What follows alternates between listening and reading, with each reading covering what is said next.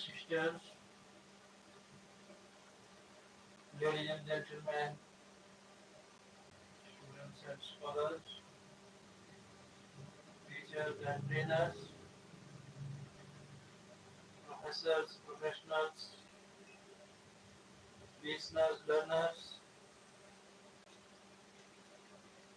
the most honorable President Modi, respected doctors and directors, adorable ministers and managers,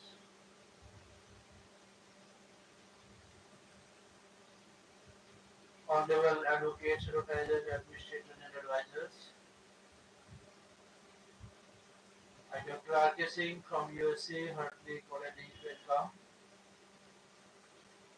It is really nice time, nice place, nice action that we are appreciating only words of our Indian culture in the form of unity, diversity.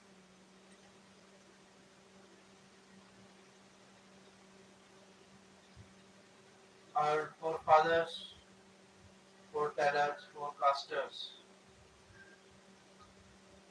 those who visited this holy land, they addressed the message of universal love, affection, humanity, kindness,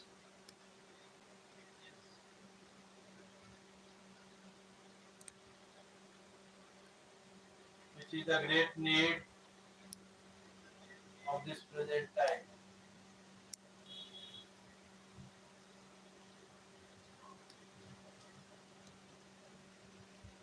Let us go through medical jurisprudence and forensic science.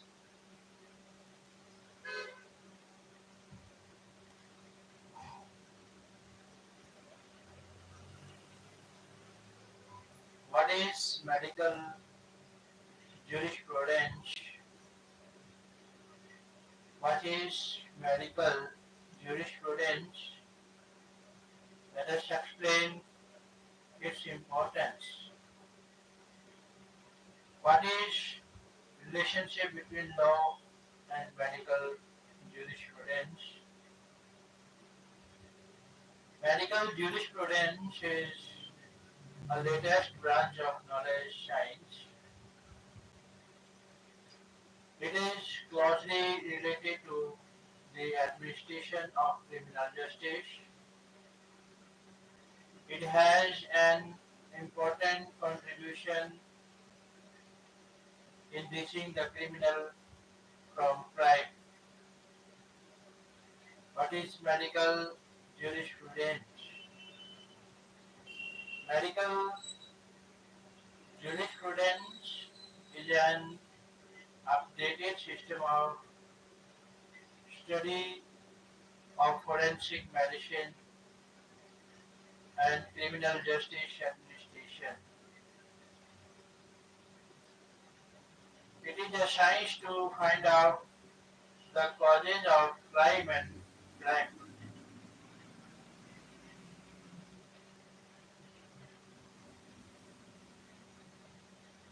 Medical jurisprudence is such a legal science related to medical knowledge that helps in reaching the culprit from the crime. Through medical jurisprudence, the nature of injuries, time of commission, symptoms of rape, determination of age, causes of accident, intoxication, etc. are ascertained. It is an accurate science to find out the causes of death by post-mortem major test. Medical jurisprudence is a subject related to forensic medicine that throws light on the legal and judicial aspects of medical science, as it prompts the medical officer to medically examine the victim of any incident,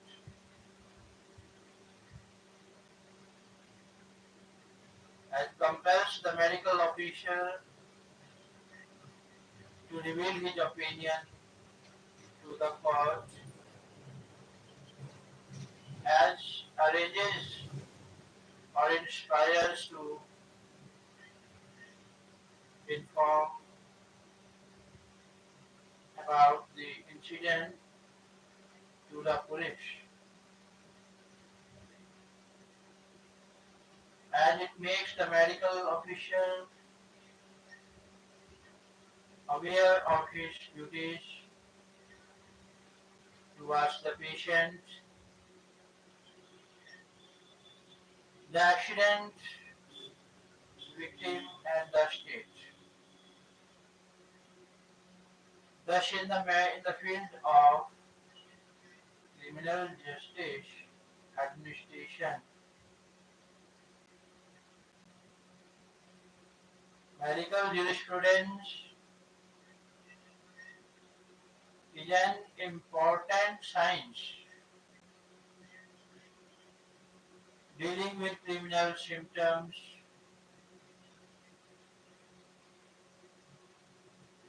What is the importance of medical jurisprudence?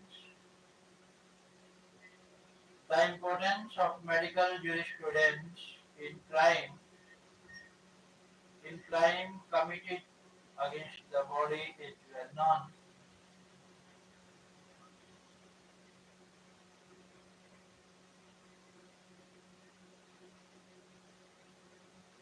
It is the medical jurisprudence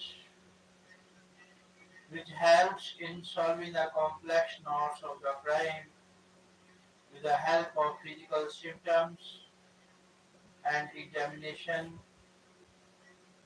Its importance can be studied under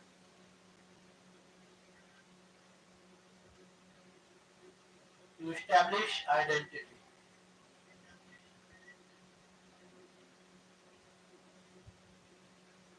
This is an important science to establish the identity of an unknown person when no external sources of identification are found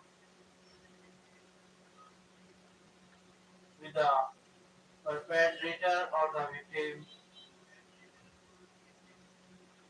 Then physical examination or symptoms attempt to establish the identity of such person. Medical jurisprudence and forensic medicine proceed to establish identity from the following sources: tattoo marks, walls, dismemberment, marks of injuries and wounds, condition of teeth, eyes and hair, age, color, etc. Many times the support of fingerprints, footprints, physical development, properties, etc. is also taken. In this way, this scripture plays an important role in establishing the identity of a person.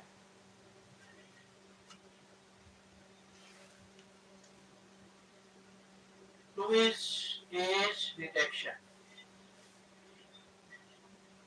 Many times such cases come before the court in which the age of a person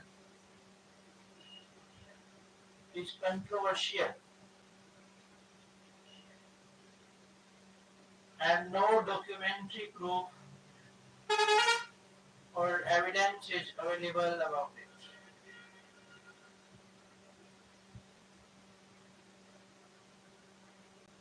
In such a situation, an attempt is made to ascertain the age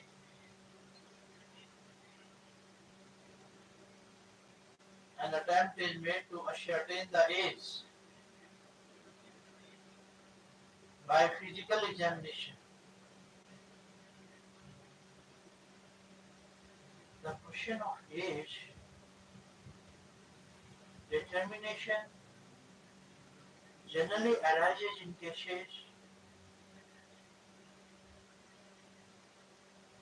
involving kidnapping, abduction, rape or juvenile delinquency.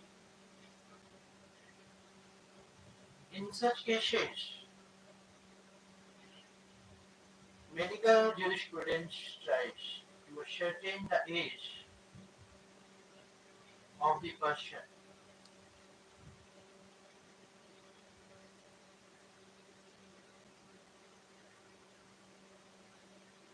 By the following means: one is the position of the teeth, two is body formation and development, three is in the case of a woman, the development of her breast and genitals.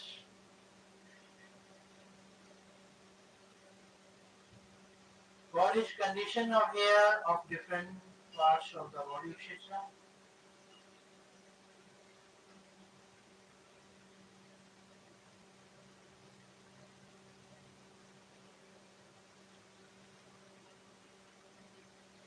Although physical constitution and condition play an important role in determining the age,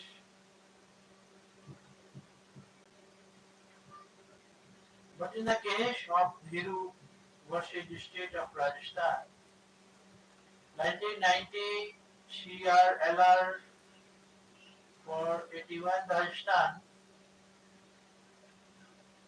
it has been said that in such cases the help of admission register of the school is also taken. In fact, in determining the age, the court is expected to exercise utmost care and draw conclusions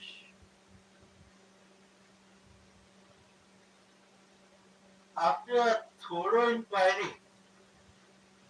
Raghunath Rashan versus of Bihar, year 1998, SC 236,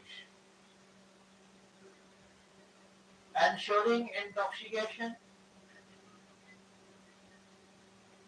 Intoxication has an important place in criminal law.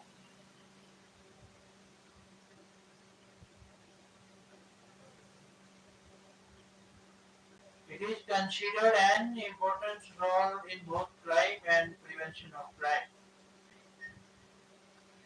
In such a situation, the help of medical jurisprudence is taken to find out the state of intoxication of the person. It is ascertained by the medical official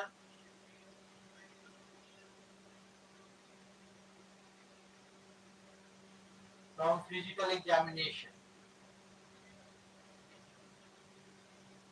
gesture, physical condition, etc. Whether the person in question is an whether the person in question is in an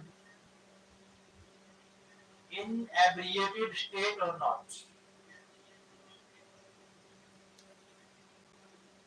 Drunkenness can be detected by the blood test of the intoxicated person. The smell of alcohol from his mouth, etc.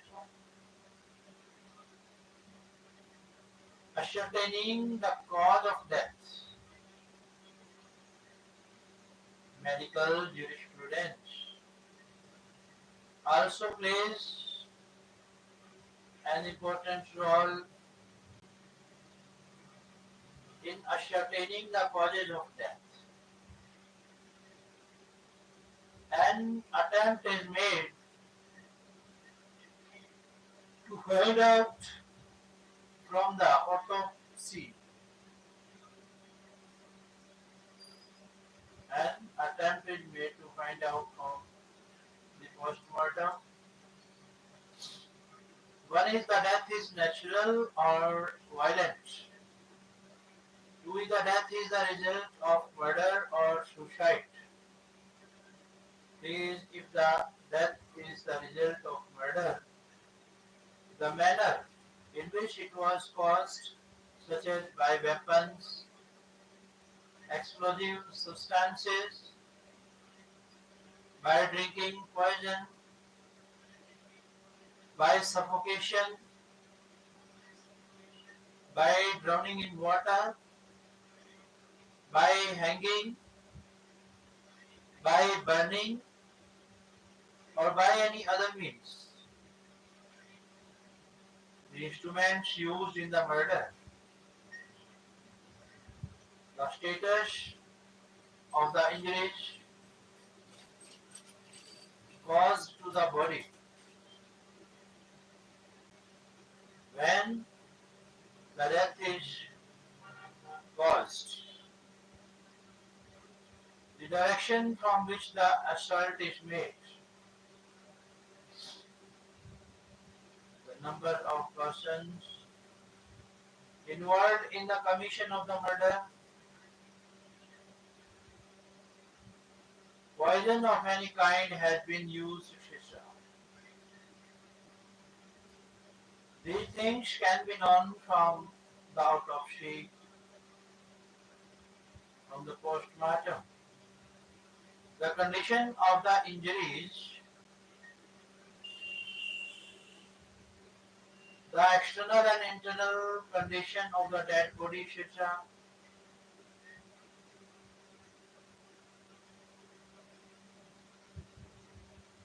Examination of injuries. In the crimes committed in daily life, causing injury is a common and most prevalent crime. Medical jurisprudence in such cases tries to find out whether the nature of the injury simple or grievous. It is also not fatal on which parts of the body there are injuries.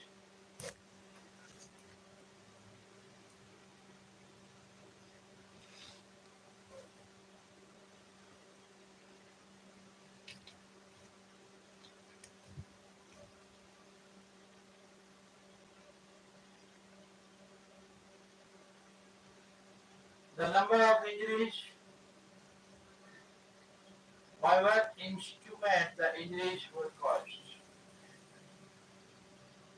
the jurisdiction, the duration of the injuries, the number of persons by whom the injuries were caused, whether they are self-inflicted, the nature of the injuries, etc., whether they are abrasions, bruises, lacerated injuries, lacerated wounds, piercing wounds, firearm injuries, etc. In such cases, after the examination, after examining the injuries, the MLC, medico-legal certificate is prepared, which is admissible as evidence by the court.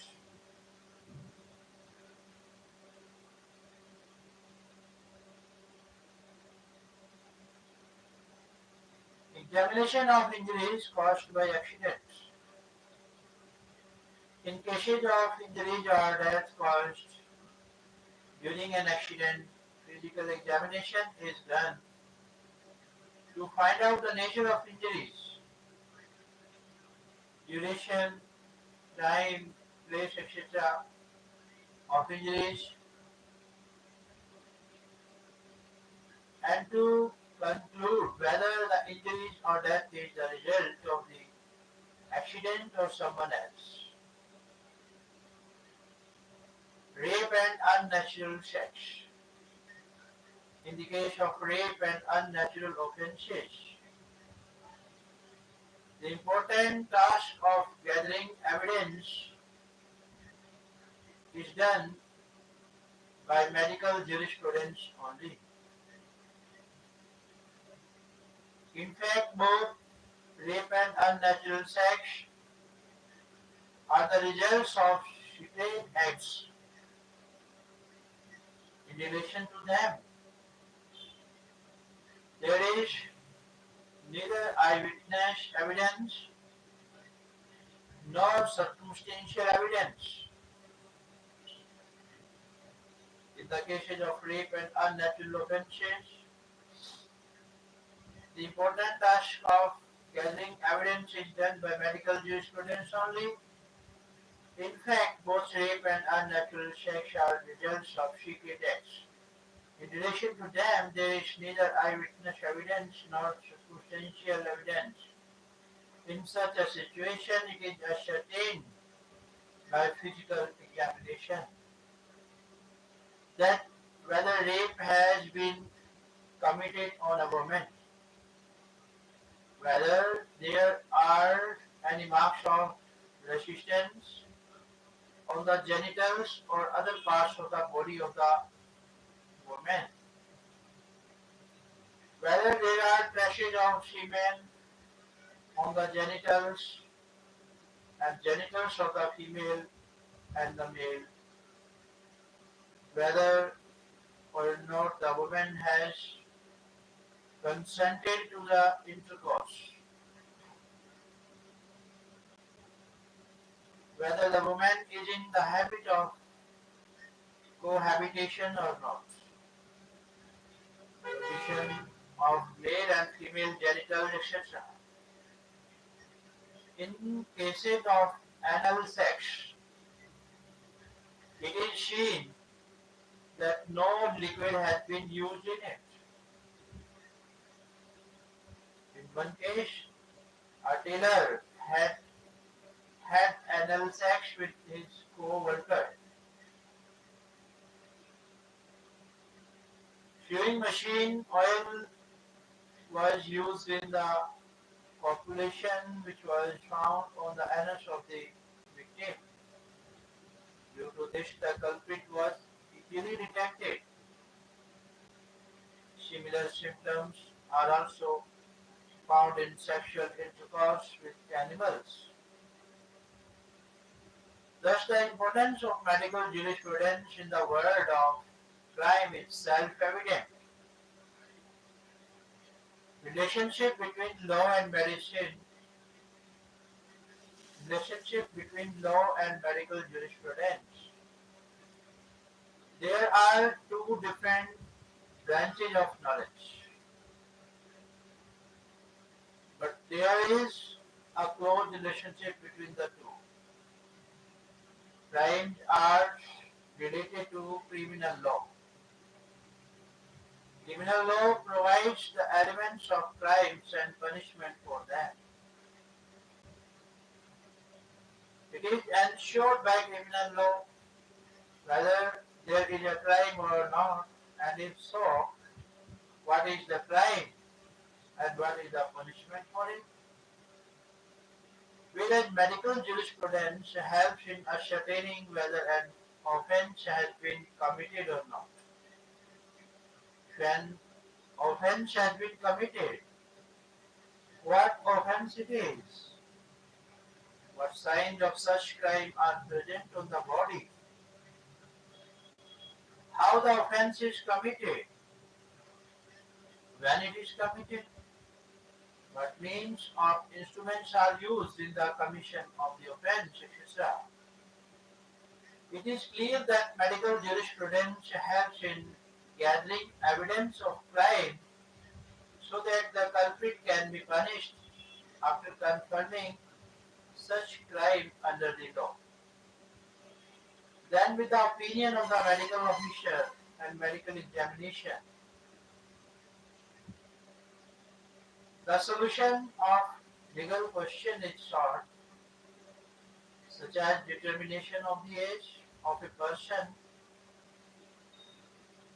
the physical and mental condition, state of intoxication, etc. The opinion of the medical officer is admissible in evidence as is the opinion of an expert. Medical jurisprudence is also considered an important source of corroboration of evidence. State of Madhya Pradesh versus Punjab, Sanjay Rai, AIR 2004 SC 2174.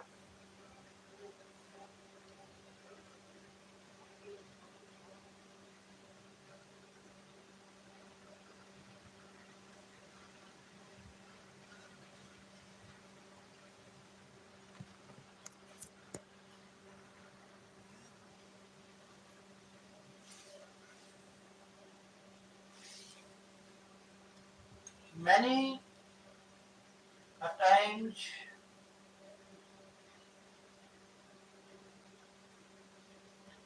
legal functions are also performed by the medical officials, such as recording the statements of dying declaration. Sheikh Mohammed versus State of Maharashtra AIR 2005 SC 1805. Thus, there is a close relationship between law and medical jurisprudence. In today's era of science and technology, medical jurisprudence cannot be considered separate from law.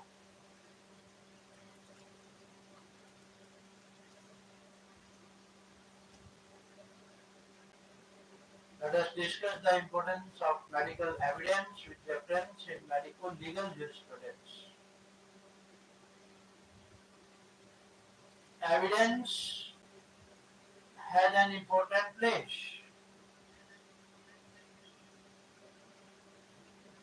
in the administration of justice.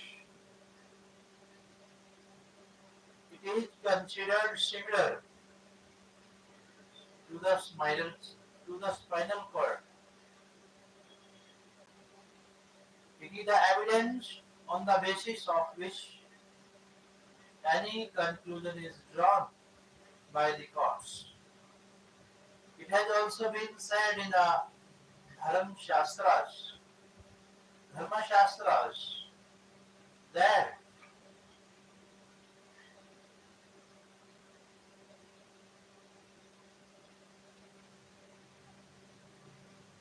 Nacha Sanketan Dhatuyat, etc., where there is doubt, no person should be punished. The evidence puts an end to such doubts. Evidence is of different types, such as direct, circumstantial, primary, secondary, factual, hearsay,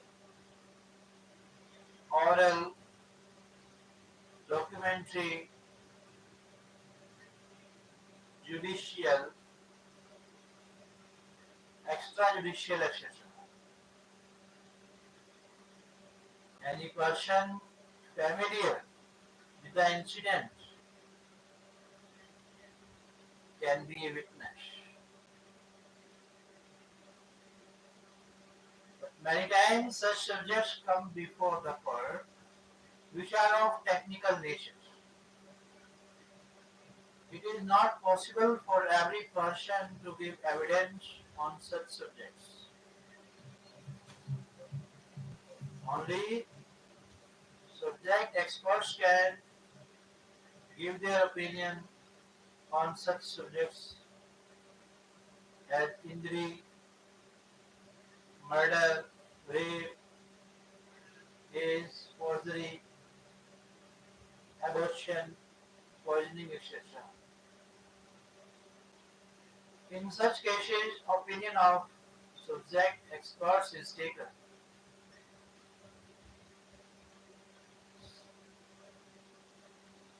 This is called expert opinion. Section 45 of the Evidence Act provides for such justice. Injury, rape, unnatural sex, murder, poisoning, age determination, anesthesia, insanity. Insanity, etc. are such topics which are related to medical jurisprudence and they have an important place in medico-legal point of view. In such cases, the opinion of a medical official or a medical jurist is taken to arrive at the correct conclusions and such opinion is read as corroborative evidence. In the case of State of Madhya Pradesh versus Sanjay Rai, AIR 2004 FC 2174, it has been held by the Supreme Court that the use of medical jurisprudence books as persuasive evidence in the conviction of an accused can be used. Opinion of authors in textbooks of medical jurisprudence may have persuasive value. Expert opinion, Section 45 of the Indian Evidence Act 1872 provides for expert opinion. According to this, when the court has to form an opinion upon a point of foreign law or of science or art or as to identity of handwriting or finger impressions, the opinion upon that point of person, especially skilled in such foreign law, science or art in questions as to identity of handwriting or finger impressions on or finger impressions are relevant facts. The medical official is also an expert and his opinion is considered very important in matters related to medical jurisprudence, such as injury, murder, rape, unnatural sex, insanity, poisoning, determination of age, etc. An expert generally refers to a person who has special knowledge and experience in a particular subject. Along with experience, expert opinion also depends on reasonableness and scientific quality. Rama Prasad versus Shyamlal AIR 1984, NOC 77, Allahabad. Therefore, before considering the opinion of the expert, the ability of the witness as an expert should be looked into. Bal Krishnadas Agarwal versus Radha Devi AR 1989, Allahabad 133. Evidential value. Now the question is about the evidentiary value of the medical evidence. Generally, expert opinion is considered to be weak evidence. There is only an advisory evidence. Forest Range Officer versus Muhammad Ali AIR 1994 SC 120. In this case, merely on the basis of such an opinion, a recommendation has been made not to convict an accused. State of Madhya Pradesh versus Sanjay Rai AIR 2004 SC 2174. V. Kartikeya versus Kamalma AIR 1994 Andhra Pradesh 102. Thus, though expert opinion or medical evidence have been held to be evidence of weakness, but it is not a universal rule. The value of expert opinion depends on the circumstances of each case. This is the reason why discretionary powers have been given to the courts to accept or not to accept the opinion of the expert. B. Vijayananda versus Srimati P. Bhagwa Lakshmi AIR 2005 Andhra Pradesh 35. In this connection, there is a quotable case of State of Maharashtra versus Prakash AIR 1992 SC 1275. This case related to rape. In this, the accused was convicted only on the basis of first information report and medical evidence. The Supreme Court considered the medical evidence in this case to be reliable because the accused was a police constable. The victim of rape was such a worker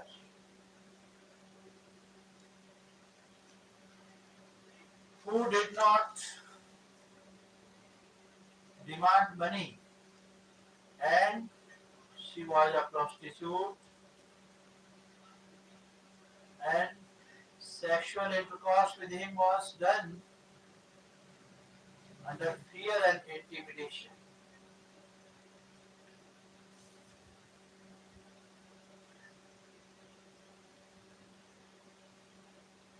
The Supreme Court considered the medical evidence in this case to be reliable because the accused was a police constable, the victim of rape was such a worker who did not demand money, that she was a prostitute, and sexual intercourse with him was done under fear and intimidation. The court had no reason to disbelieve such evidence. In another case, the opinion of the expert had been equated with the statement of a witness. Kishanchand versus Sitaram EIR 2005 Punjab and Haryana 156. The evidentiary value of medical evidence depends upon the facts and circumstances of each case. In the case of Hanuman versus the state, AR 1955 Allahabad 155, it has been said by the Allahabad High Court that courts should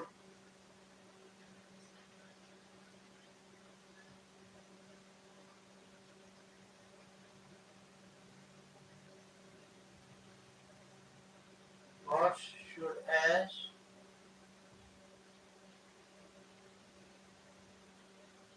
place faith in the opinion of the doctor. Cases in which medical evidence is important. It would be appropriate to mention here some cases in which medical evidence has been considered an important place, as one is in establishing the identity of the person. The help of medical evidence is taken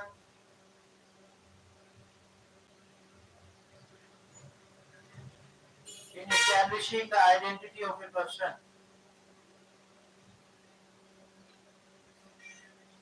This work is done by physical examination of such a person. In this, attention is paid to tattoo marks, moles, warts, dismemberment, color, condition of teeth, eyes and hair, injury, marks etc. on the person's body. In the determination of age, in cases of kidnapping, abduction, rape, etc., the question of the age of the person is very important. When there is no other concrete evidence of the age of such a person, the age is ascertained by medical examination. This attention is paid to the condition of the teeth, the formation and development of the body, the development of the breast and genitals of the women, the condition of the hair of different parts of the body, etc. In cases of injury, causing injury is the most prevalent offense. Many important questions arise in relation to injury in such crimes, such as whether the injury is simple or serious, whether it is caused by any weapon or instrument, from what distance it is caused, what is the duration of the injury, whether it is self-inflicted, etc. Such questions are answered by medical examination and evidence. In cases of death, the same is the case with cases related to death. Whether the death is natural or violent, murder or suicide, how the death is caused, by weapons, by explosive substances, by suffocation, by poisoning, by drowning in water, by hanging or by any other means. All these things, medical examination has an important contribution in detection. In cases of rape, committed in private is an abominable and serious offense. There is no eyewitness to this crime. So the importance of medical evidence increases in this. Through medical examination, it is ascertained whether the matter is of rape or not, whether the consent of the woman has been there or not. There are no traces of semen, blood, etc. on the bodies of the man and woman. When the rape has been done, what about the status of genitals, etc.? Medical evidence is also considered important in cases of unnatural offenses and sex, animal driving, etc. In cases of intoxication, etc., medical examination also plays an important role in cases of anorexia, insanity, intoxication, etc. If the case is of intoxication, it is seen whether there are signs of intoxication on the body of the intoxicated person or not. What a bad smell comes from his mouth. But intoxicant or substance has been used by him. How is his body? How is his body language, etc. In cases of accidents, medical evidence is considered important even in cases of accidents. Medical examination is done to ascertain whether the injuries or deaths are the result of the accident or due to some other reason. In this way, the importance of medical evidence cannot be denied from the medical legal point of view. What is forensic science? Let us describe the importance of forensic science in crime investigation. Today's era is the era of science and computers. In the 20th century, the development of science and computer had greatly influenced human life.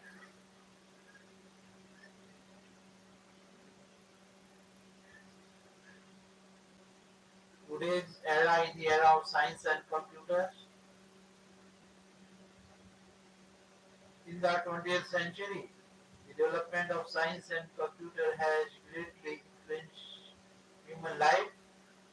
Even the crime world has not remained untouched by this. While criminals have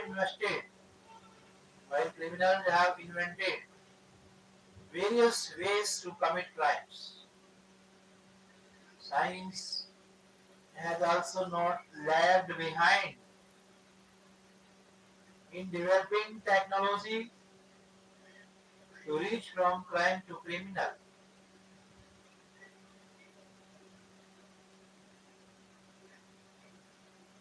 Forensic science is one of them.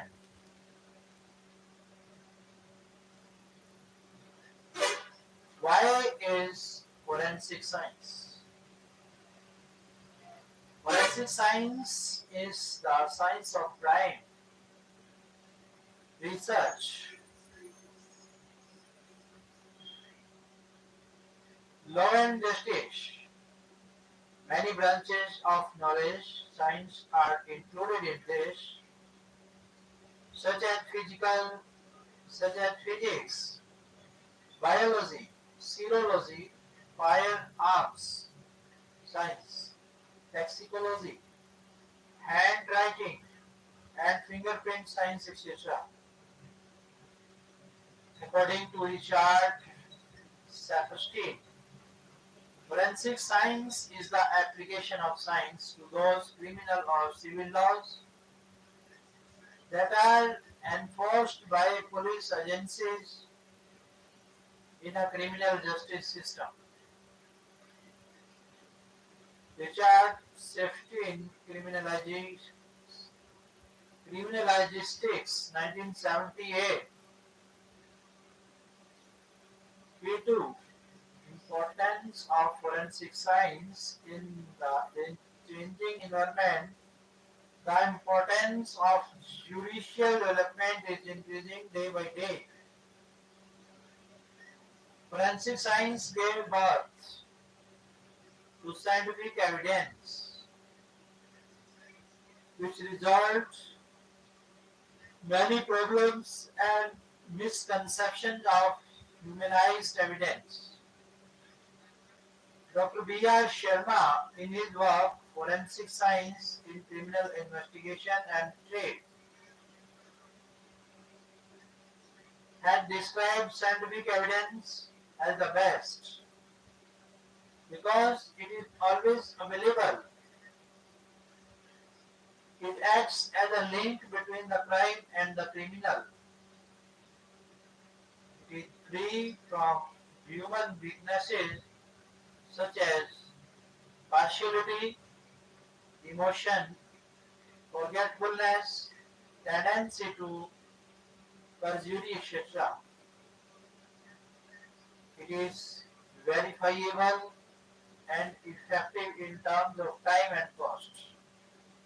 The importance of forensic science is because it answers the following question. One is, what offense has been committed? When an incident is committed, then forensic science finds out whether a crime has been committed. For example, a person named A is found lying dead in a public place. Many questions arise here. How did A die? As is it natural death or unnatural? Is it a case of murder or suicide? Has there been an accident or etc.? Under these circumstances, the solution of all these questions is found by getting the dead body of A examined. When has a crime been committed? When it is known that a crime has been committed. When it is ascertained through inspection of the crime scene, medical examination, etc. When the crime has been committed and how it is caused, etc. Who has committed the crime? Now the question arises that who has committed the crime? Forensic science tries to trace the culprit from the following sources. One is by personal signs such as fingerprints, the footprints, blood test, hair, etc. What the offender has left at the scene of the crime and what has been taken away from there. What signs are present on the body of the victim, etc. Forensic science works on the concept that when a criminal arrives at the crime scene, he takes something with him and leaves something behind. He is caught by whatever he leaves behind at the scene. Forensic science is very important for an efficient research officer if he knows that the nature of the physical evidence to be collected, where such evidence may be available, how it can be stored and preserved, how much and what kind of sample should be taken for comparison and test, how the sample should be taken, how the relation between the crime and the criminal should be established, etc. In this way, forensic science is an important science that helps to reach from the crime to the criminal. Let us explain the constitution of human body. Crimes are considered to be of two types. Crimes against the body and crimes against property. Murder, attempted suicide, assault, rape, unnatural sex, infanticide, abortion, kidnapping, abduction, etc. are crimes against the body. These crimes have a direct relation with the human body. Therefore, it becomes necessary to study the composition of the human body.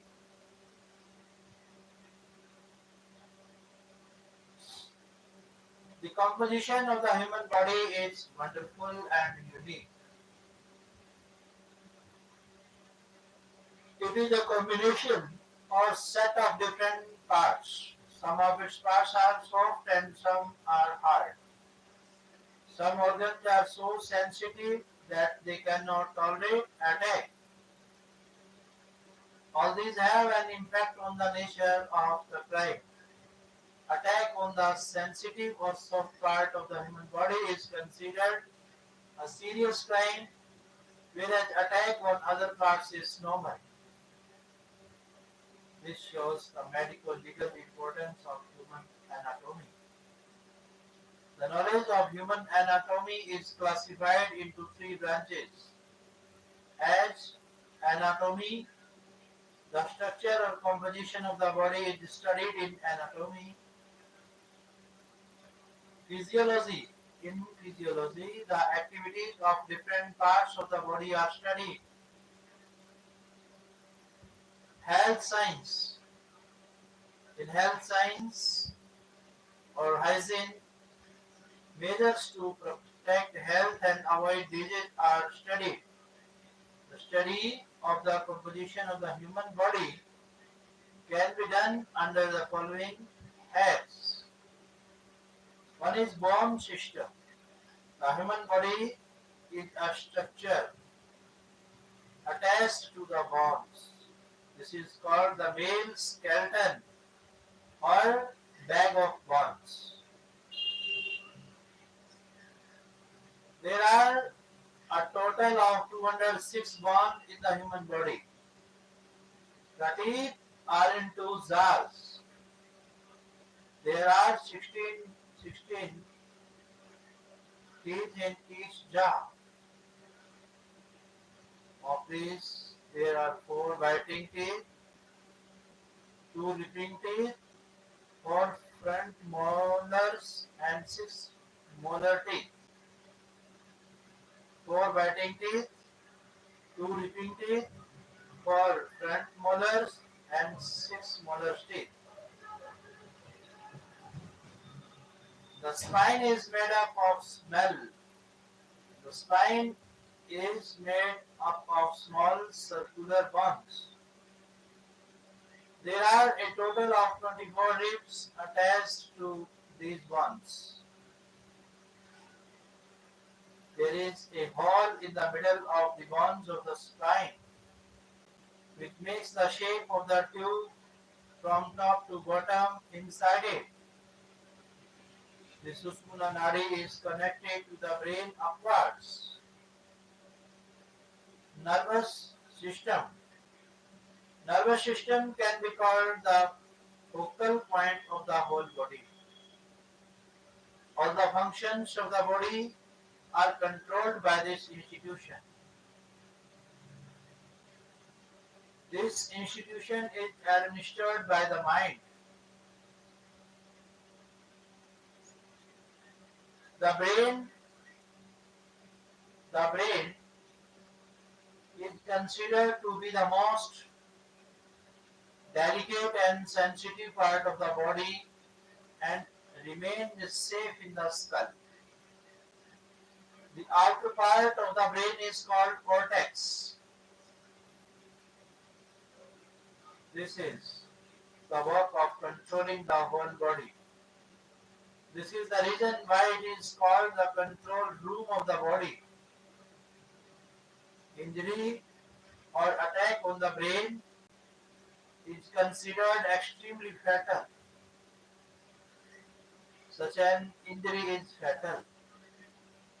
Eyes, ears, nose, tongue, skin, etc. are also considered delicate parts of the body. What is digestive system? Digestive system is considered an important part of the body. This is the institution in which the food or substance consumed by man reaches.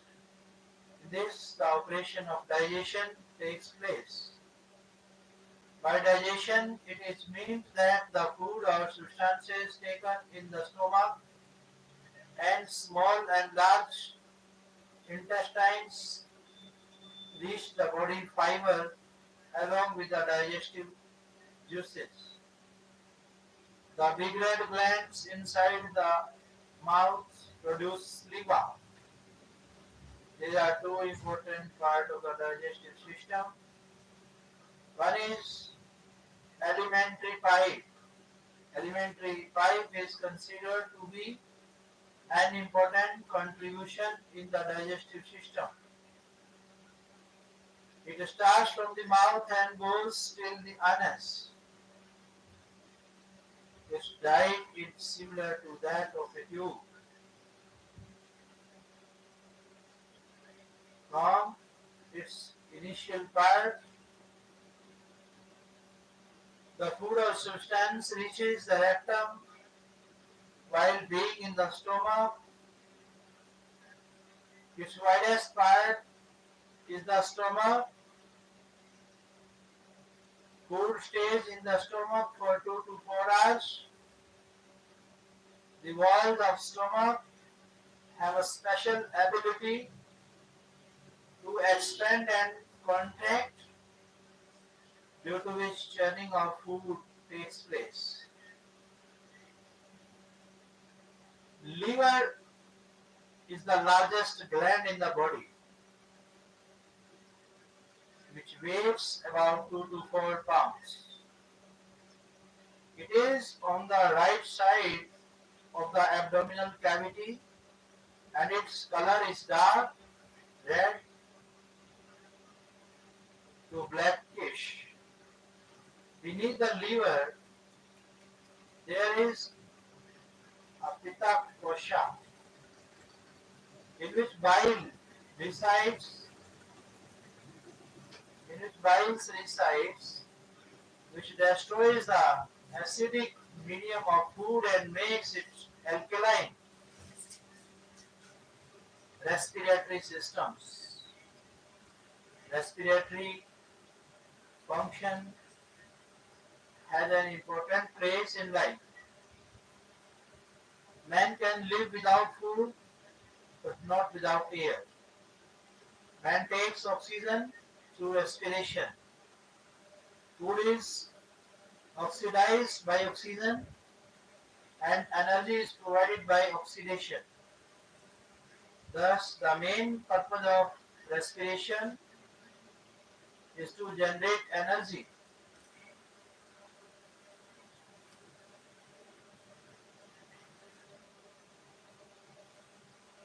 By this action, the blood in the lungs is purified.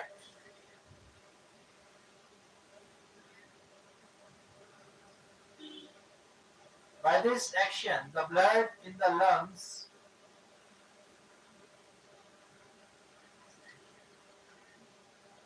is purified by giving carbon dioxide and taking oxygen.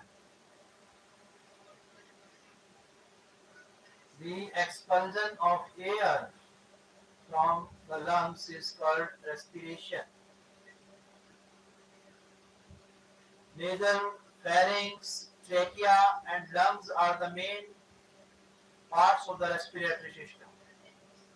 Blood circulation system. Blood is an essential element for the existence of human life. Man cannot survive without blood. Blood carries the digested food and oxygen to every cell. Food is oxidized in the cell in which energy is generated. Heart, arteries, veins, etc. play a major role in this process of blood circulation. Heart is the main organ of blood circulation. It continues to work from birth till death. It is located on the left side of the chest between the two lungs. Heart is the main organ of blood circulation. It continues to work from birth till death. It is located on the left side of the chest between the two lungs. The blood vessels that carry blood to various organs in the heart are called arteries. All arteries carry pure blood except the pulmonary artery. Veins perform the function of carrying blood from different parts of the body towards the heart. Like arteries in the body, there is also a network of veins. Veins have valves that allow blood to flow in only one direction. Distribution system, where energy is obtained from the oxidation of food. Some harmful substances are also generated from it. These harmful substances are removed from the body by excretion. It is also called Utsarjan Kriya. The main organs that carry out the process of excretion are the buccal, ureter, bladder, urethra.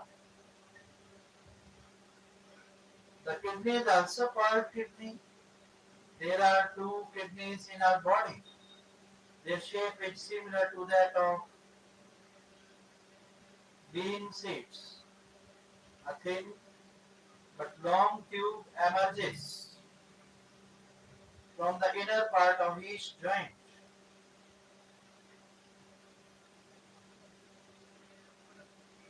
It is called the urinary duct or ureter. Its front part is wide and the back part is in the form of a U. And the back part is in the form of a tube which opens into the bladder. The shape of the bladder is similar to that of a bag in which urine is stored. Due to the contraction of the muscles of the bladder, urine passes out of the body through the urethra, reproductive system.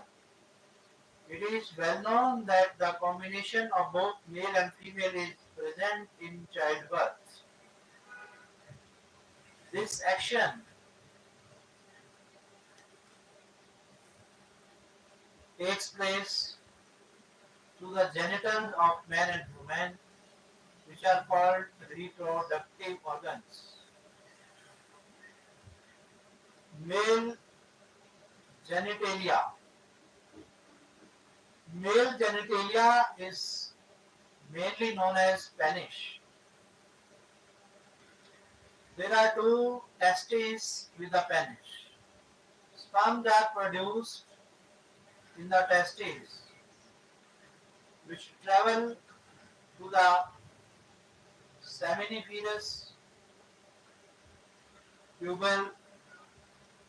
pupils to the epididymis.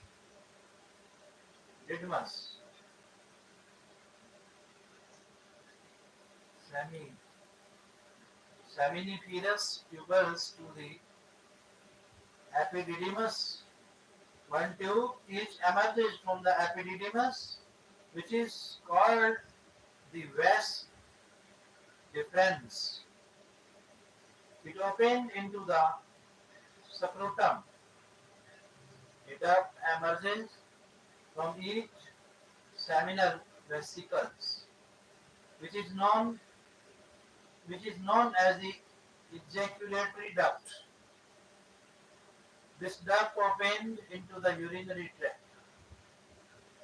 This urinary tract opened out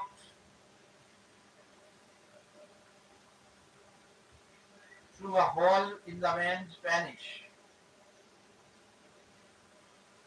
Sperms come out through this hole. This is called the urinary pot, female genitalia. There are two ovaries. There are two ovaries in the female genitals. There are two ovaries in the female genitalia. Adjacent to the front of each ovary is a funnel-shaped M structure called mucica. The posterior part of the mouth is in the form of a tube which is called ovum. The posterior part of the mouth is in the form of a tube which is called ovum. The posterior part of the fallopian tubes is connected to the structure of a wide bag which is called uterus. This is where the process of conception takes place. Its front part is called vagina. Skin. Skin has an important place from the point of view of medical examination. It is the skin by which the whole body is covered. Wherever there is a trauma or attack on the body, its effect first falls on the skin. There are two types of skin, outer and inner. The outer skin protects the body. Skin has an important place from the point of view of medical examination. It is the skin by which the whole body is covered. Whenever there is trauma or attack on the body, its effect first falls on the skin. There are two types of skin, outer and inner. The outer skin protects the body while the inner skin receives juices for nutrition from the outer skin. The main functions of the skin are considered to be sense of touch, release of sweat, protection of internal parts of the body, preparation of vitamin D with the help of sunlight, maintaining body heat, etc.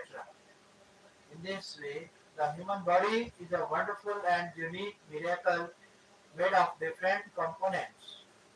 Let us explain the various sources of identification of person. Establishing the identity of a person has an important place in medical jurisprudence. It is also an important subject of study from the medical point of view. Many times such cases come before the police and the court in which the identity of the person or the accused cannot be established, even in cases of death, murder, or accident. The identity of the injured or the deceased is an important question. In such a situation, the help of medical jurisprudence is taken to establish the identity of the person. Efforts are made to establish the identity of such persons by medical and physical examination. Forensic science also has an important contribution in this work. Mainly the help of the following sources is taken in establishing the identity. One is inquiry. The easiest and most popular method of establishing identity is inquiry.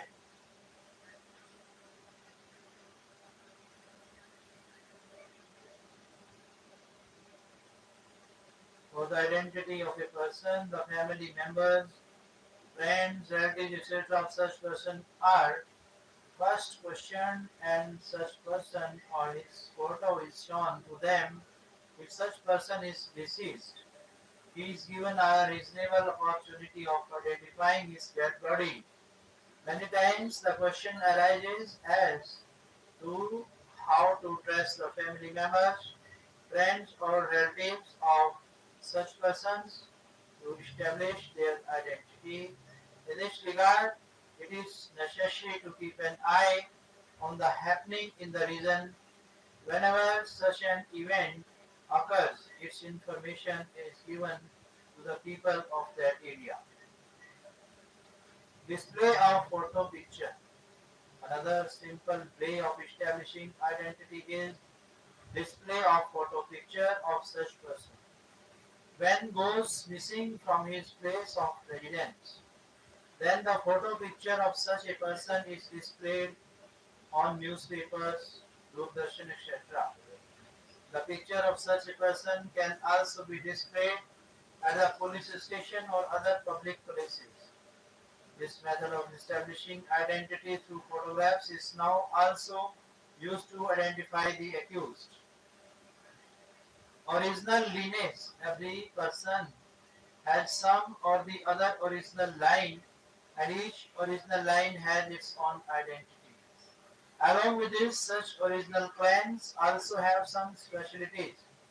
On the basis of these characteristics, an attempt is made to establish the identity of the person.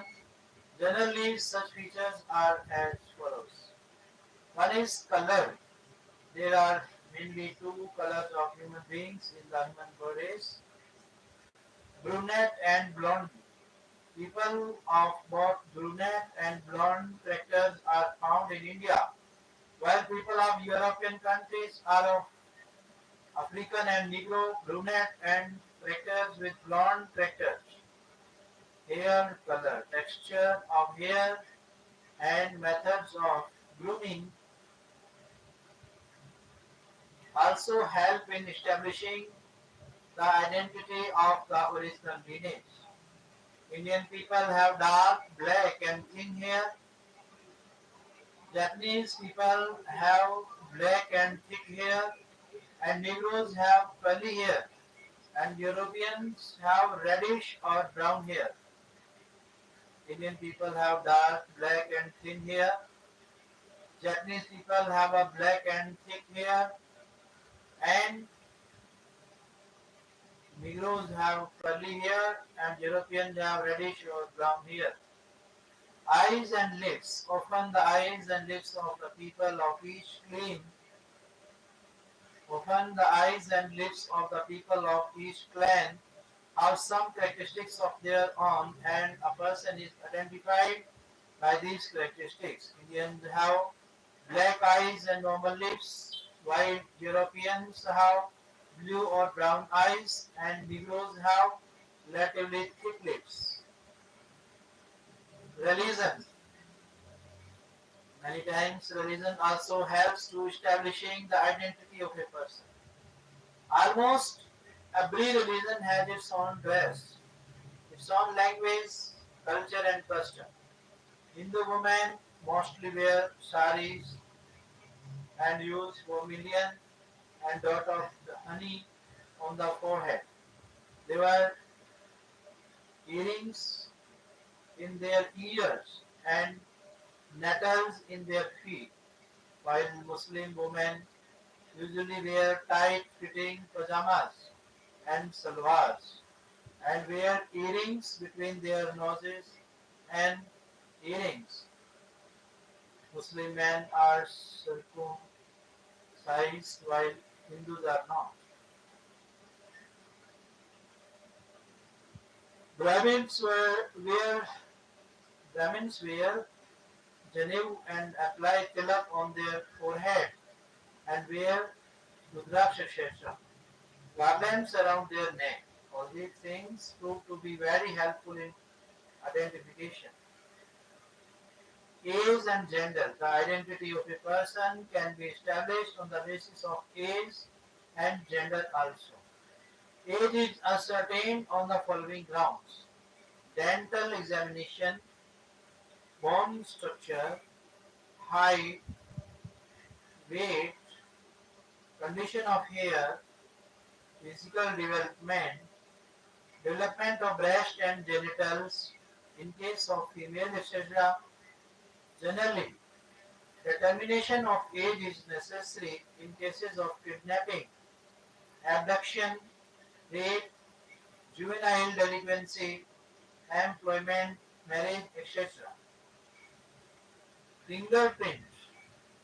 Fingerprint is considered the best way to establish the identity of a person. When a person cannot be identified by other sources, then the support of fingerprint is taken. It is also called Galton system. This method is considered best because it is reliable. The fingerprints of each person are different. No two persons have the same fingerprints. They are by birth. There is no change in them from birth to death. They are unlimited, and the arrangement of thorns is also different for each finger. Apart from this, the identity of the person is also established by Locard method or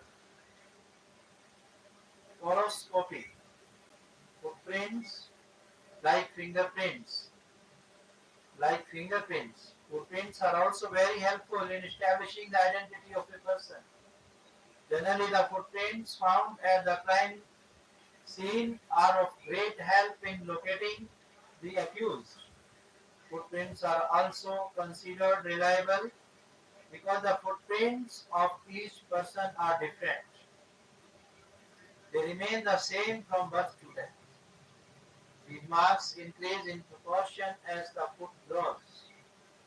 They prove to be of great help in establishing the identity of newborn babies, which is why records of footprints of newborn babies are kept, and special attention is paid to the texture of the sole and the places of the nails on matching the marks of the shoes.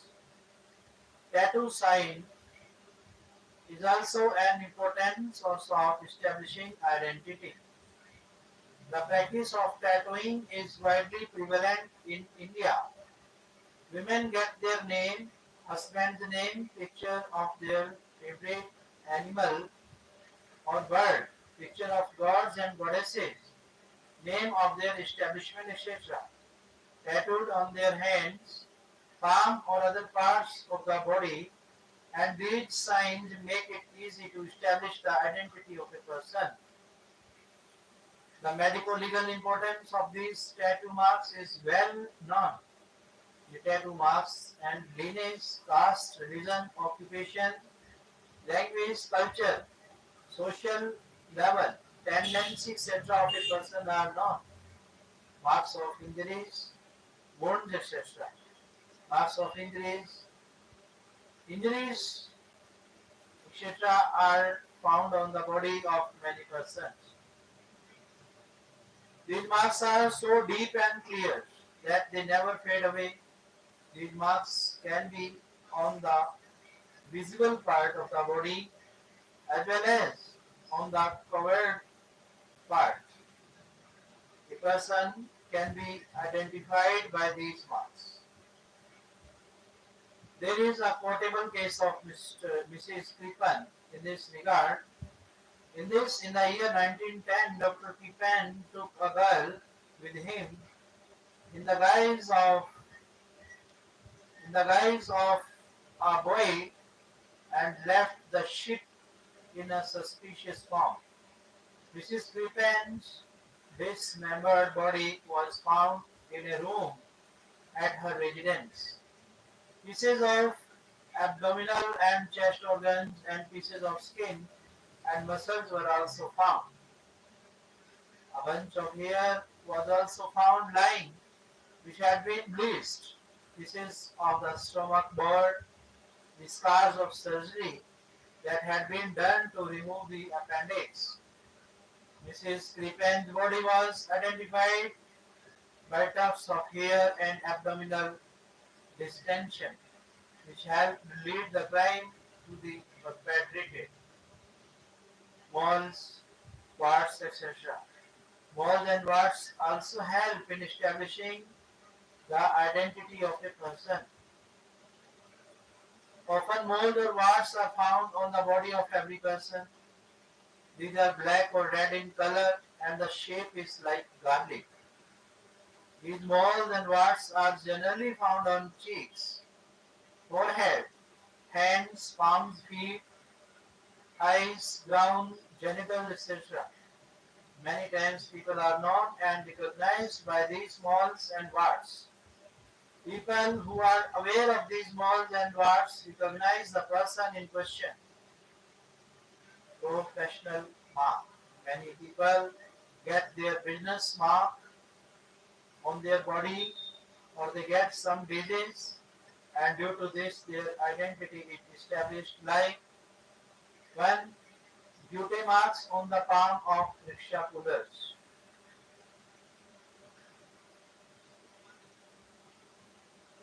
Two is needle marks on the fingers of the tailor. Fingerprints of the photographer's fingers when clicked or pressed. Katha marks on the palms of pan vendors. Coating of flour on the body or clothes of the millers. Traces of paint on the body or clothing of the painter. Sticking of cotton on the body or clothes of the cotton washer or he gets TB getting sick, etc. From these marks it can be ascertained that such a person has been associated with which business by handwriting.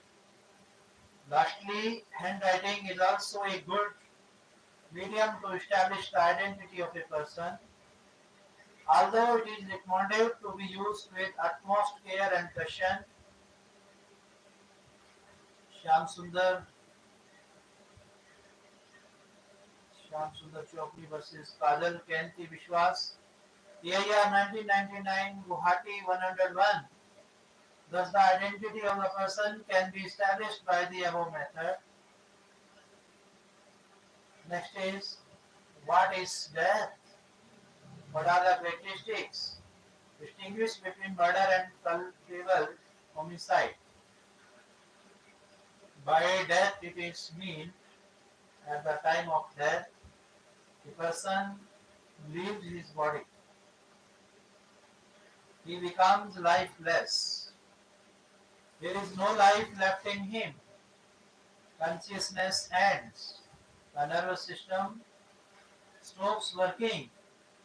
Thus, overall, it can be said that death is death.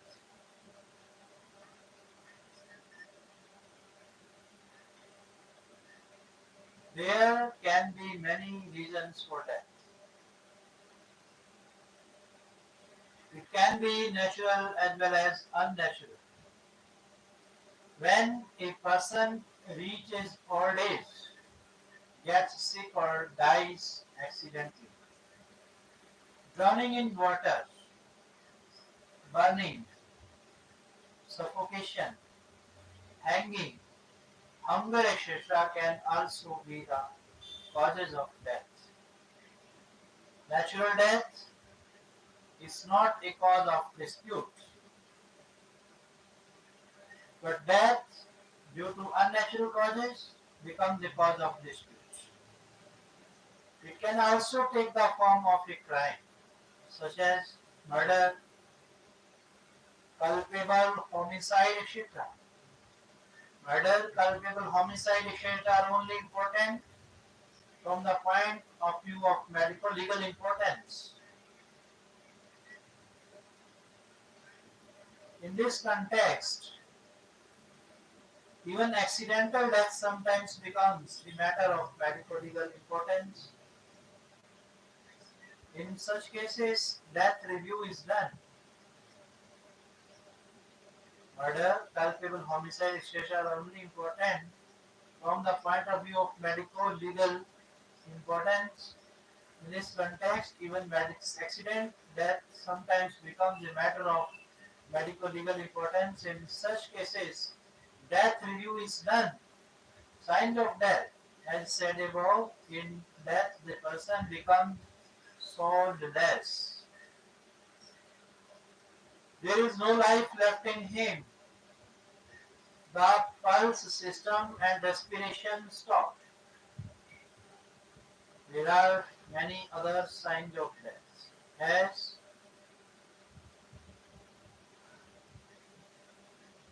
breathing and heart function stop. The nervous system ceases to function. Sensibility of bodily function ceases. There is a change in the eyes. The skin also changes. Intellectual activity ceases. The supply building is opened. The body begins to decompose. The body begins to wither. Stiffness starts coming in the body, etc. Normally, a person is considered dead when breathing and heart function stop. But it is not appropriate from the medical point of view. In fact, it is a daily death.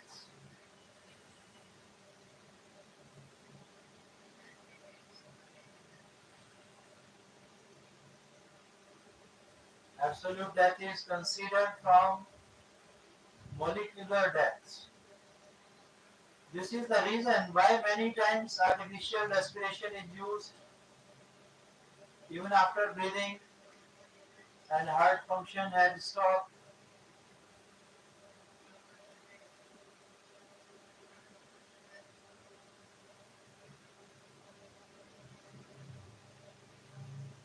Murder is the most serious and heinous crime among all crimes. In terms of punishment, this crime is on top. Section 300 of the Indian Penal Code 1860 defines the word murder according to this, except in the cases hereinafter accepted, culpable homicide is murder. If the act by which the death is caused is done with the intention of causing death, or if it is done with the intention of causing such bodily injury as the offender knows to be likely to cause the death of the person to whom the harm is caused, or if it is done with the intention of causing bodily injury to any person and the bodily injury intended to be inflicted insufficient in the ordinary course of nature to cause death, or if the person committing the act knows that it is so eminently dangerous that it must in all probability cause death or such bodily injury as is likely to cause death, and commits such act without any excuse for incurring the risk of causing death or such injury as aforesaid. Illustration: assures Jad with the intention of killing him. Assures Jad with the intention of killing him. Jad dies in consequence. A commits murder.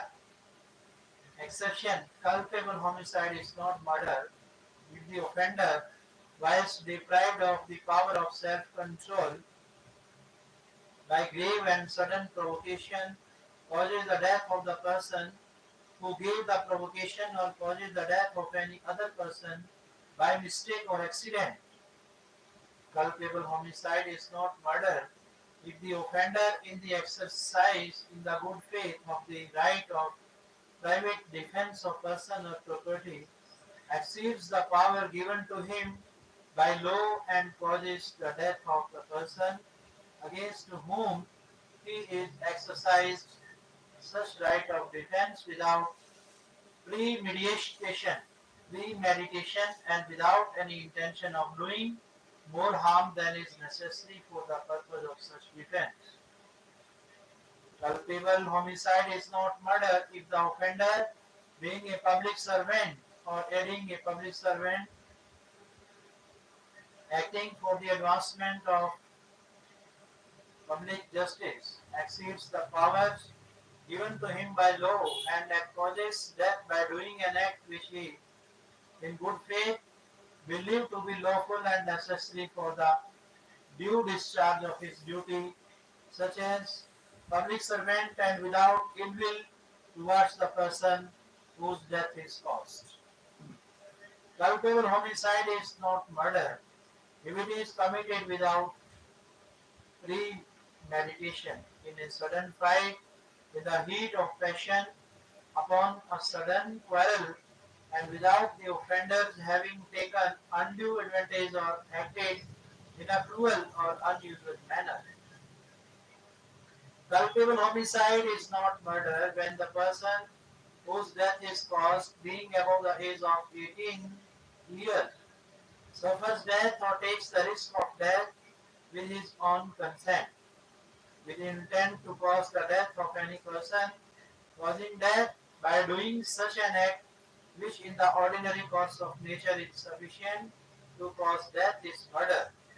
In the case of State of Uttar Pradesh versus Virendra Prasad, AIR 2004 SC 1517, it had been held by the Supreme Court that culpable homicide amounts to murder in the following circumstances.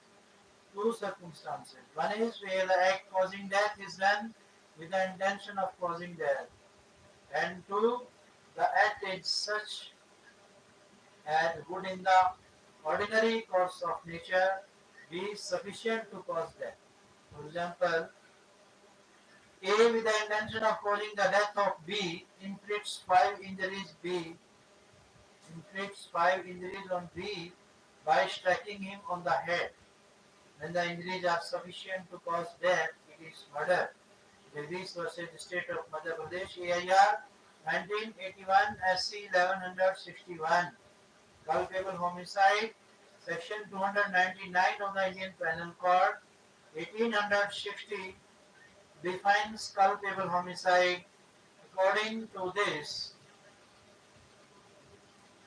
whoever causes death by doing an act with the intention of causing death, or with the intention of causing such bodily injury as is likely to cause death, or with the knowledge that he is likely by such act to cause death, commits the offense of culpable homicide. Illustration: he lays sticks and turf over a pit with the intention of thereby causing death, or with the knowledge that death is likely to be thereby caused, yet believing the ground to be firm, treads on it, piles in, and is scared. He has committed the offense of culpable homicide. In its defense, both murder and culpable homicide are related and similar offenses. In both there is death and there is intention to cause death. Yet there is a suitable, yet there is a subtle difference between murder and culpable homicide. The distinction between the two has been clarified in Rex versus Govinda, ILR 1 Bombay 342. Mainly the following difference is found between these two. One is culpable homicide. If any person does any act by which death is caused, it is culpable homicide. Murder, culpable homicide is murder if the act done causes death. Culpable homicide if any person does any act by which death is caused. It is culpable homicide with intent to cause death, causing bodily injury with intent likely to cause death, doing an act with the knowledge that it is likely to cause death. Murder, culpable homicide is murder if the act done causes death, with intent to cause death, causing such injury as is sufficient in the ordinary course of nature to cause death. Acting with the knowledge that is also acting with the knowledge that it is dangerous as to be likely to cause death. Thus, overall, there is a difference between murder and culpable homicide in the nature of the act done with the intention of causing death. In culpable homicide, the act is of such a nature as to be likely to cause death, whereas in murder, the act is such as to make death more likely or is of such a nature that is in the ordinary course of nature is considered sufficient to cause death. Medico-legal importance. The medico-legal significance of murder and culpable homicide is from the point of view that autopsy attempts to find out whether the causes of death, the death is murder or culpable homicide, the nature of the injuries caused, whether the injuries were sufficient to cause death, etc. What is post-mortem? Let us explain in detail. The study of autopsy has its own separate place. In the entire medical jurisprudence, in most of the cases, it is an important means of locating the crime and the culprit. Whether there is no eyewitness evidence of a crime, autopsy helps in tracing the crime to the culprit. Objectives of autopsy. The post-mortem brings to light many facts which guide not only the investigating officer but also the court in arriving at the correct conclusion. The main objectives of autopsy are considered to be to establish the identity of the deceased. This is especially needed when a person's dead body is found in a dismembered state. To find out the causes of death, post-mortem examination ascertains the cause of death of the deceased, etc., whether it is natural or accidental or violent, to determine whether the death is not the result of suicide. Searching for marks or evidence and proofs of murder on the body of the deceased to find out the time and place of death. Detection of instruments, tools, etc. used in murder, suicide, etc. If any poison has been used in the murder or suicide, then the detection of that poison to decide if the death has been caused by an animal. In the case of infants, to ascertain whether he was alive at the time of death or was stillborn, etc. But it is to be noted here that the accused cannot be convicted merely on the basis of post-mortem report. It needs to be confirmed by other evidence. State of Haryana versus Ram Singh 2002, 2 SCC 350 AIR 2002, SC 620. Condition for autopsy. There are some legal requirements of autopsy which must be fulfilled. The post-mortem shall be carried out only by a registered medical practitioner, by a person whose special knowledge of its subject or of experience. The autopsy should be done with utmost care. All clear and definite information should be recorded in writing. All information should be preserved through written records, drawings, necessary photographs, X-ray image, etc. The available articles relating to evidence should be properly preserved. An objective and factual report should be prepared on the basis of all these information. Such report should be passed on to the concerned officer. The doctor performing the post-mortem should prepare himself for cross-examination in the court of law. Autopsy should be done as far as possible in daytime, etc., in sunlight, not in artificial light at night. Autopsy should be done as far as possible in daytime. The doctor performing the postmortem should prepare himself for cross-examination in the court of law. Such report should be passed on to the concerned officer. An objective and factual report should be prepared on the basis of all this information. The available articles relating to evidence should be properly preserved. All information should be preserved through written records, drawings, necessary photographs, X-ray images, etc. The autopsy should be done with utmost care. All clear and definite information should be recorded in writing.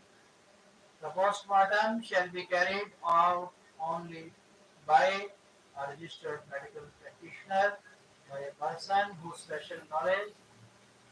special knowledge of a subject or have experience.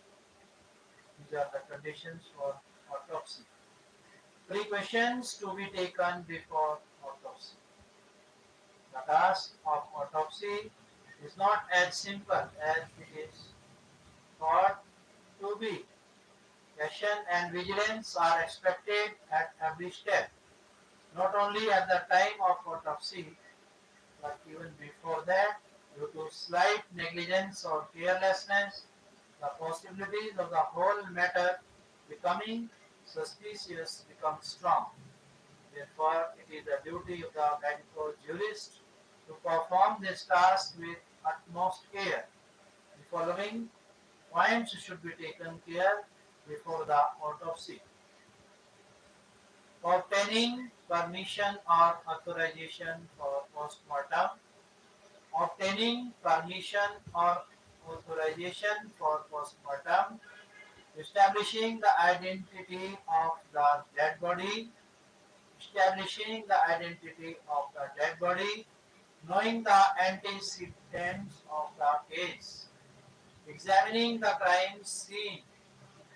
Verifying from the police report the marks on the dead body, etc., injuries, wounds, etc. Preparing an inventory of the articles found on the body of the dead body. Preparing an inventory of the articles. Preparing an inventory of the articles found on the body of the dead body. Obtaining permission. The first requirement is to obtain permission or authorization for the autopsy. No medical officer can conduct an autopsy without permission or authority. Such permission or authorization may be granted by the following persons. One is Inspector of Police.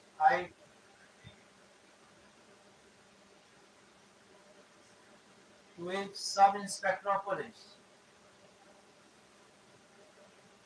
Three is Magistrate. Four is Coroner. When a request is made to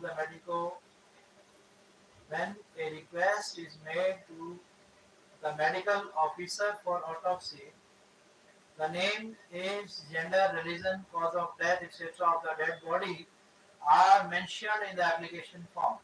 Such an application may be in the form of a challan, panchnama, or death review. It is also mentioned in the application that why the autopsy is necessary. To establish the identity of the dead body.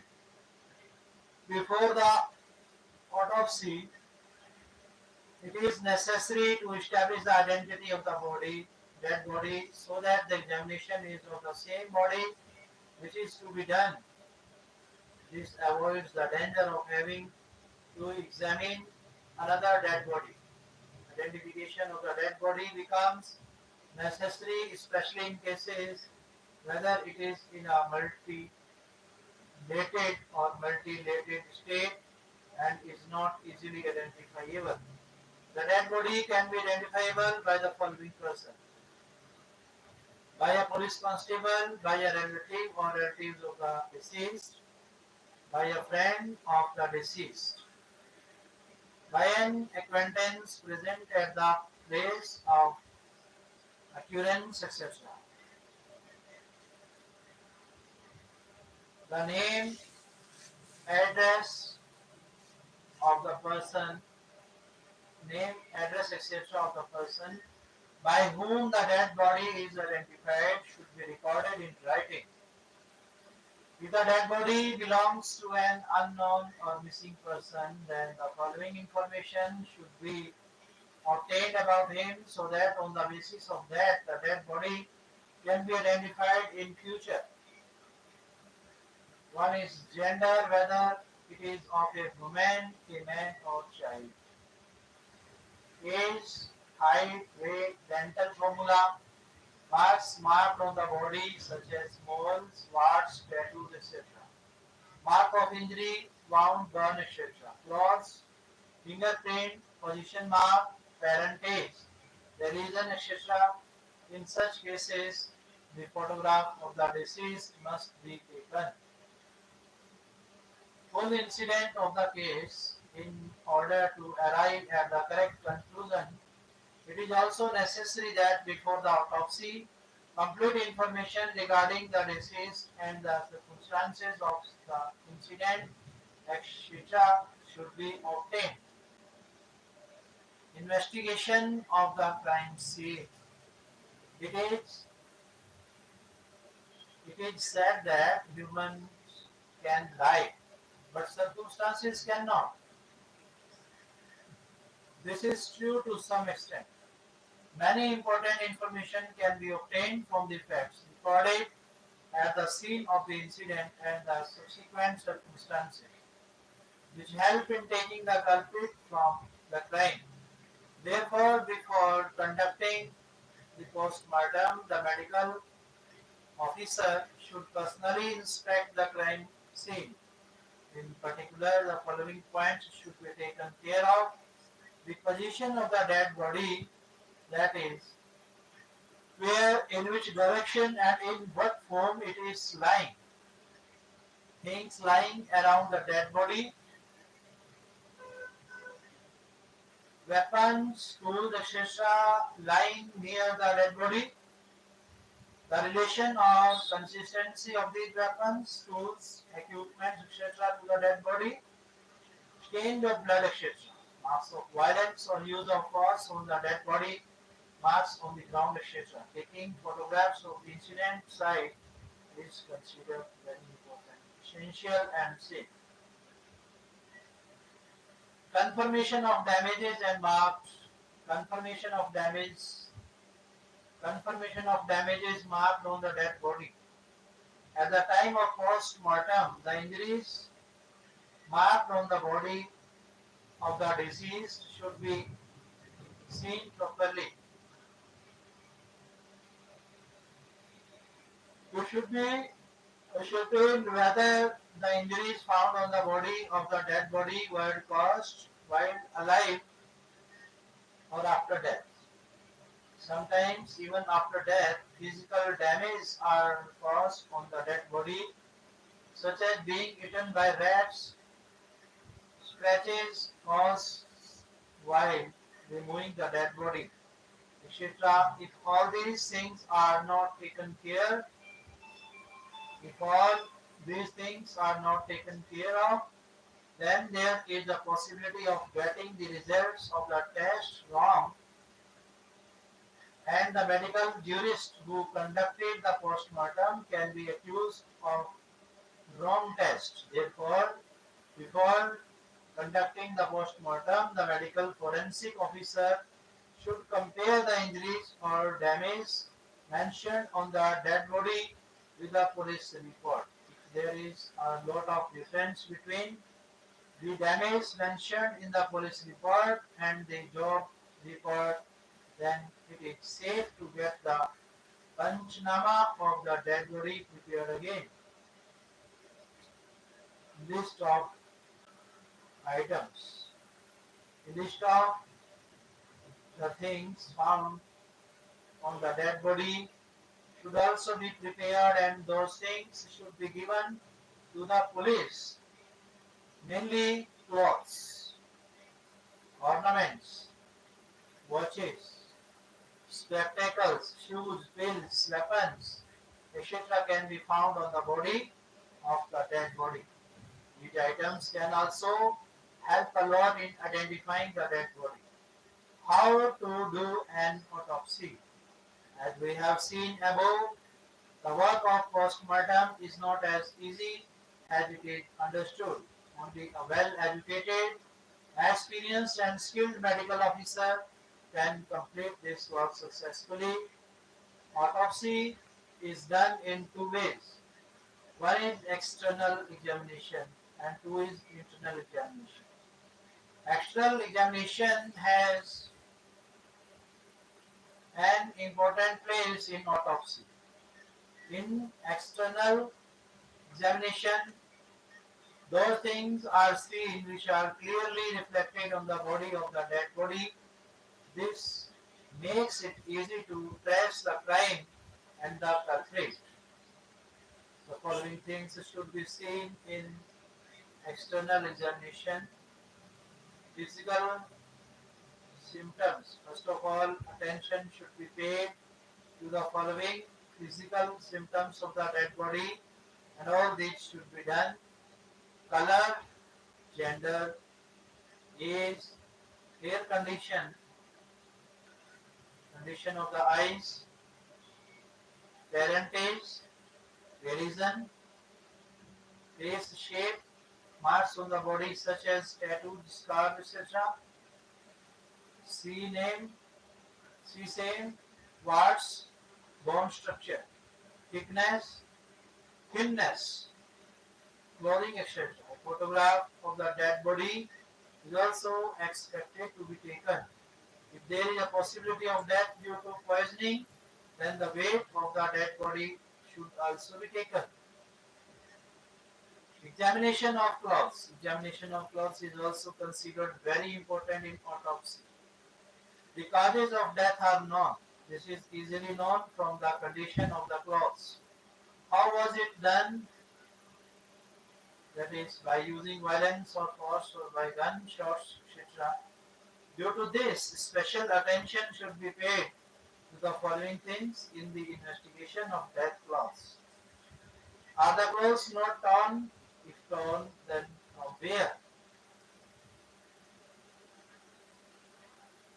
The buttons are not broken. The clothes are not busy. Are the clothes burnt from anywhere? Are there any holes in the clothes? Are there any blood stains on the clothes? Are there any stains of petrol, kerosene, etc. on the clothes? Clothes don't smell. There are no stains of diarrhea, vomiting, mud, soil, etc. on the clothes. There is no hair, etc. on the clothes. Are there fingerprints, etc. on the clothes? Clothes with odor, stains, spots should be sent for chemical testing. Examination of holes, vagina, etc. The parts of the body of the holes should also be examined minutely. Such organs are mouth, nose, ear, urethra, navel, vagina, etc. In such a test, it should be especially seen that there is no discharge from an organ. If excretion is found, it should be preserved for chemical examination. A thorough examination of the teeth and tongue is also expected. Smell or symptoms of alcohol, carbolic acid, pesticide, chemicals, etc. can be found on them. Examination of head, neck, etc. In cases of violent murder or suicide, detailed examination of head, neck, etc. is expected. If the murder or suicide has been committed by hanging or strangulation, then marks of rope, nails or fingers, etc. can be found on the neck. Similarly, if there has been an attack on the head or neck with a knife, sword, dagger, etc., then these symptoms can be found. All these should be written down. Checking the surface of the dead body. Before burning the dead body, we have a tradition of washing it is. We have a tradition of washing it, that is bathing it.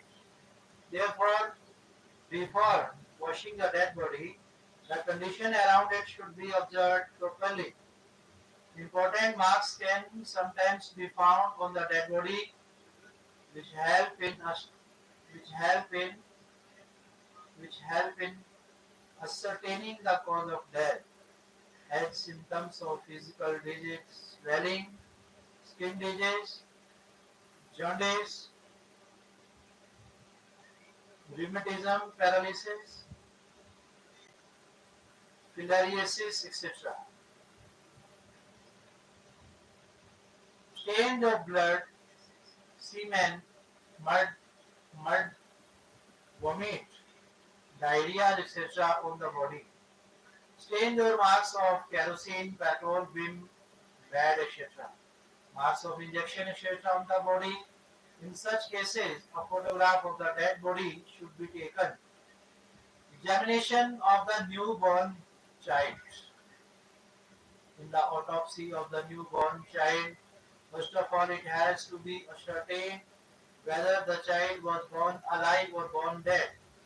For this, attention should be given to the following things: the shape of the infant's chest, that is, whether it is flat or covered, bone formation center is present or not. Internal examination. The internal examination of the dead body has an important place in finding out the causes of death. This work is very difficult and complicated. Only an experienced and skilled medical officer can complete this work properly. Successful autopsy can be done in this following manner. Head. First of all, the head body is made to lie on the back on a table. To stretch the neck, a semicircular incision is made at the head below the shoulders from one ear to the other. One has which has two advantages.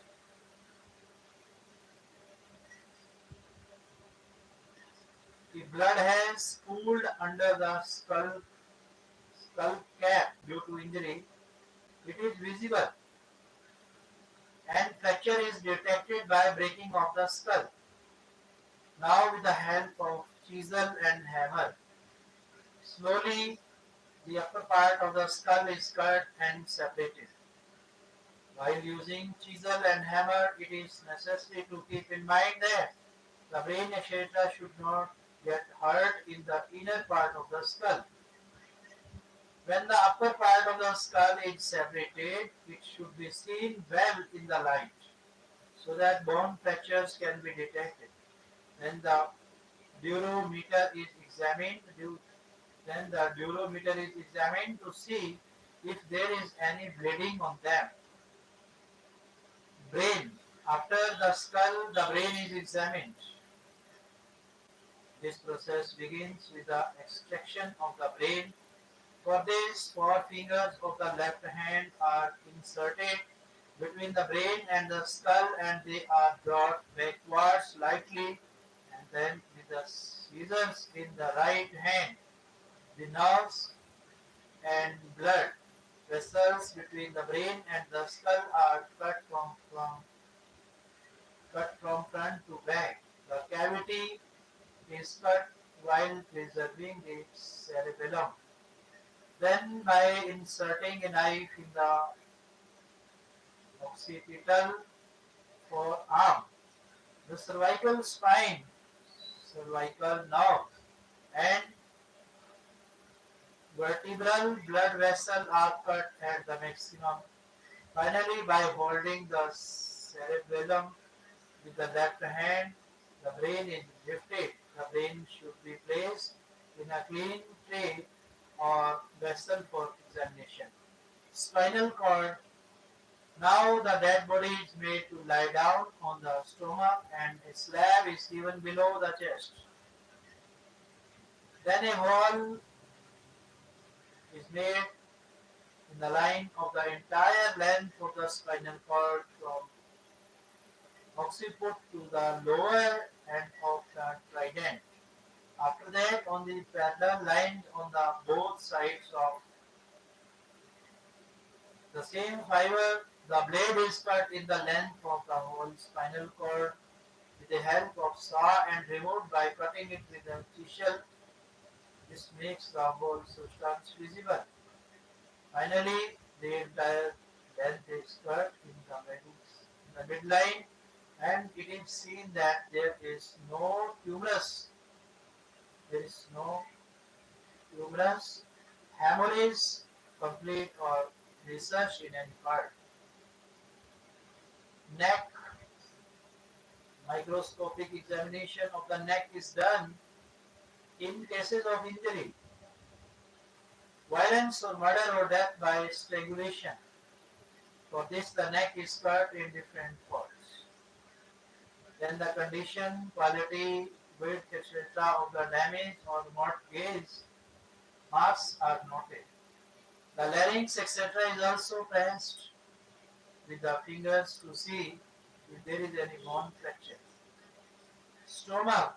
In cases of death caused by poison, examination of the stomach and intestines gives important information. For these, two bands of the stomach are tied and cut from the middle of those bands. Then, keeping the stomach in a clean dish or utensil, it is opened by cutting it in a more curved line.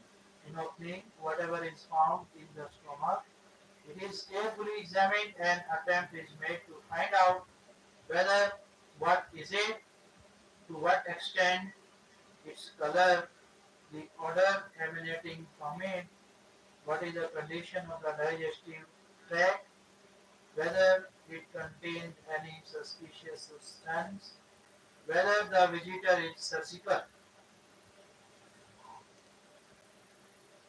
whether there is bleeding on the mucous membrane. Bleeding is not there. Brini Bahavan is not there, etc.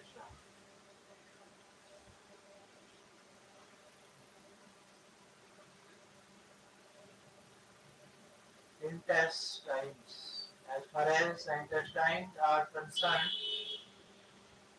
both the small and large intestines are examined. They are separated from the intestinal gland by cutting them between the two mortgages.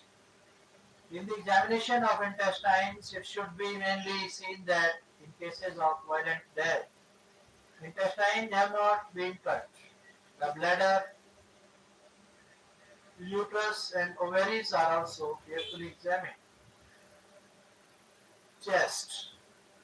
The examination of the chest is mainly to find out whether there is any damage on it. If damage is found, then an attempt is made to ascertain whether where he is, on which sides, what is its length, weight, depth, etc. If blood or any other fluid is found in the chest cavity, keep measuring it. Lungs are also tested by cutting them from the root, then cutting them with a knife on parallel lines nearby in the crown surface or isometric surface. All the lymph nodes are also seen by cutting. All branches of the bronchi, all branches of the bronchi and blood vessels are examined.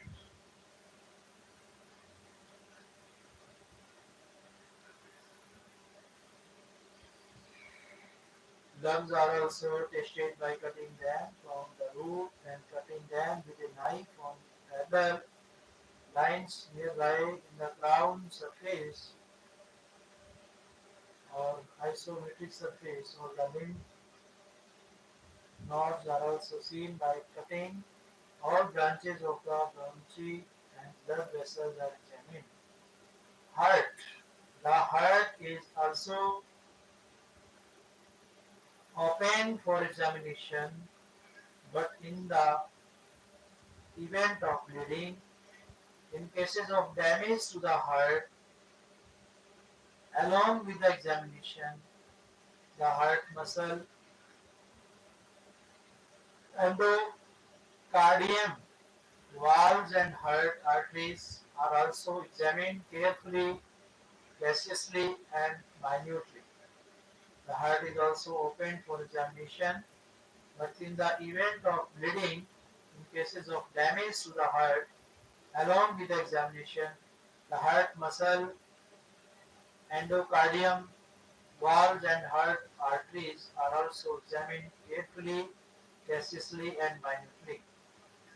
Liver. Sometimes liver tests are also necessary, in particular in cases whether vehicle accident, in cases where vehicle accident is about to fall, violence or use of force, etc. In such cases, injuries or damages are found on the liver. Such lesions can generally be found on the right side of the liver. Again, the gallbladder is also seen by cutting it. In case of poisoning, the collection of gallbladder should be sent for chemical examination. Sometimes damage can also be found on the spleen, especially in cases where the spleen is enlarged. Genital. Genital examination is also considered necessary in cases of rape, abortion, etc. Genital examination is also considered necessary in cases of rape, abortion, etc. Conclusion. When the autopsy of the deceased is completed, the medical officer has to give his opinion and it mainly has to state the cause of death. This opinion is given in the form of a report, which is called the post-mortem report. In this regard, the following points should be noted. The report should be prepared in triplicate. One copy should be given to the police officer, the second copy to the concerned court, and the third copy should be kept for its records. The following things should be mentioned in the report: name, address, etc. of the deceased, date of death, the time of death, place of death, the name of officer ordering the post-mortem, the name of the person identifying the foot, the name of the person bringing the dead body for examination, marks of damage, etc. The cause of death should also be clearly mentioned. It is also necessary to state the basis of your opinion. Such report should be prepared within 24 hours of the test. Where chemical tests are necessary, such suggestions should be made without hesitation. It must be noted here that it is not necessary to record the origin and causes of the injuries in the post-mortem report. State of Punjab versus Yuvraj Singh 2002, 3 SEC 234, 2002 SEC Try 630 AIR 200 2002 SC 10083. Burial of the dead body. There are many methods of cremation of the body in India. As burning means cremation. Two is entombing. Two is entombing. Three is burning in furnace. Four is tower of silence. And five is dissection by students of anatomy. One, it is also called cremation. It is most popular in India. It is prevalent among Hindus. In this, the medical legal evidence is destroyed. Two is entombing. This is the most prevalent method after burning. It is prevalent among Muslims. In this, Swatsana exhumation is possible for autopsy. Burning is furnace. Burning in furnace. In this method, a dead body is burnt in an electric furnace. It is prevalent in all religions. In this, the dead body turns to ashes in about an hour. This does not contaminate the environment. When the dead body burns, then the temperature reaches 1100 centigrade. Tower of silence. This method is prevalent in the Parsi community. In this, a platform is made on the top of the hill and a dead body is placed on it. In about half an hour, vultures go to the dead body and the bones fall down. Amputation. In this, the dead body is given to the students of anatomy for study.